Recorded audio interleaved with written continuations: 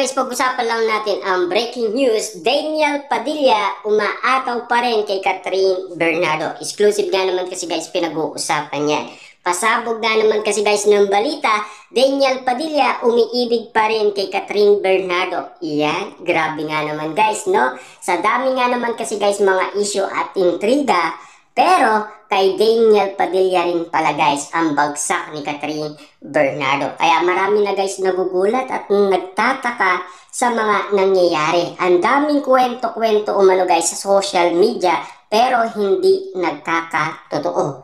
Pero bakit si Catherine Bernardo guys ay nagpakita ng motibo? Ibig sabihin lahat ng bawat pangyayari guys, kita nyo naman, pinagtatanggol pa ni Catherine Bernardo, si Daniel Padilla. Kahit alam naman natin guys, no, lahat ng bawat pangyayari sa social media ay updated tayo. Simula 2023, noong sila ay nagkaiwalay at nagkalabuan, ay pinag-usapan na yan sa social media. Noong pa man guys na hindi nila sinasabi or hindi nila inaamin na sila ay iwalay na. Kasi ayon umano guys sa bali-balita, malaki daw ang mawawala sa Katniel.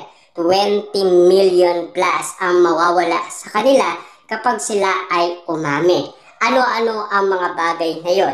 Siyempre guys, mawawala kay Daniel Padilla ang endorsement nila na same silang dalawa na pumirma ng kontrata. Pero nang dahil nagkaiwalay sila guys, iwalay na ngayon guys ang kontrata nila. Hindi ba kayo nagtataka? Noon ay pumipirma silang dalawa. Kapag sila guys ay magkasama, ibig sabihin silang dalawa ay pumirma. Under yun guys ng Katniel.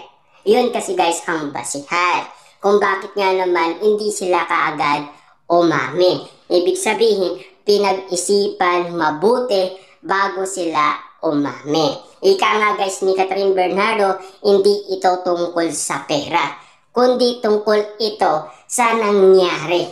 Ibig sabihin, tungkol yan guys sa ginawa ni Daniel Padilla na panloloko. Simula 2014, updated na pala yan guys kay Kate Bernardo, kapatid ni Catherine Bernardo, noong siya ay nag-post ng critic post dahil sa galit niya kay Daniel Padilla. Meron pa siya guys sinabi, si Kate Bernardo patungkol kay Daniel Padilla noong sila ay nagkakaligawan pa lamang.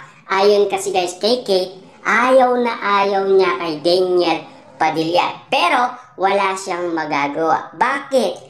Kasi gustong-gusto siya ni Catherine Bernardo dahil in love na in love guys si Catherine Bernardo kay Daniel Padilla at gustong-gusto siya ni Mami Min Bernardo para kay Catherine Bernardo. Ito naman guys ang sinasabi ni Daddy Teddy Bernardo kay Catherine.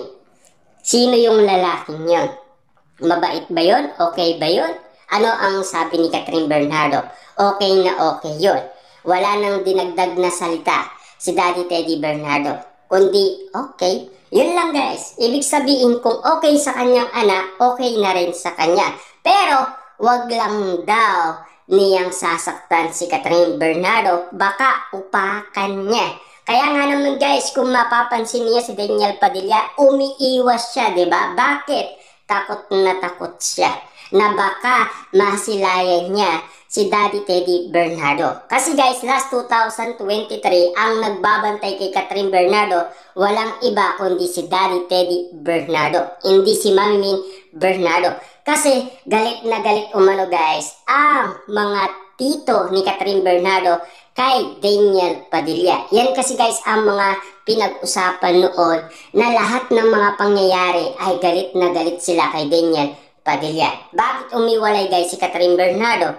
Kasi galit na galit guys ang pamilyang Bernardo kay Daniel Padilla. Hindi nila kayang tanggapin. Kasi mahirap tanggapin guys kapag may lamat na. Lalong-lalo na guys kung marami na. Pero napatawad naman guys ni Catherine Bernardo. Pinagbigyan guys ni Catherine Bernardo dahil wala namang mawawala guys eh. Kasi kung ang Diyos marunong magpatawad at marunong magmahal. Kasi kung mapapansin niyo guys no, ang lahat ng mga nangyari. Tulad na lang guys, naging independent si Catherine Bernardo. Pero saan siya pumunta at tumira? Sa BGC. Malapit pa umano guys kay Daniel Padilla. Ibig sabihin, siya mismo ang lumapit kay Daniel Padilla. Hindi yun guys kagustuhan ni Daniel Padilla. Yun ay sa pilitan kagustuhan ni Catherine Bernardo. Mapapansin nyo ba guys lahat ng isyo at kwento sa social media? Kung yan ay may katotohanan at hindi yan kwento-kwento, kundi totoong nangyari. Dahil yun ay pinaliwanag umano ni Mami Bernardo at lalo na guys pinaliwanag yan ni Carla Estrada. Alam nyo naman siguro guys kung kwento-kwento, hindi yan sasabihin ng kanilang ina. Kasi alam niyo naman guys, ramdam natin na talagang parang may pagkakaiba ang mga nangyayari ngayon. Kita niyo naman guys ang mga Dilulu fans ng Katniel. Kasi nagtataka sila at nagugulat sila at nabibigla na lang sila sa mga kinikilos ni Daniel Padilla at Catherine Bernardo. Kung mapapansin niyo guys, lahat ng issue at intriga, yan ay kinakagulat ng mga Dilulu fans. Unang-una, nasanay silang tawagin si Daniel Padilla sa kanyang pangalan.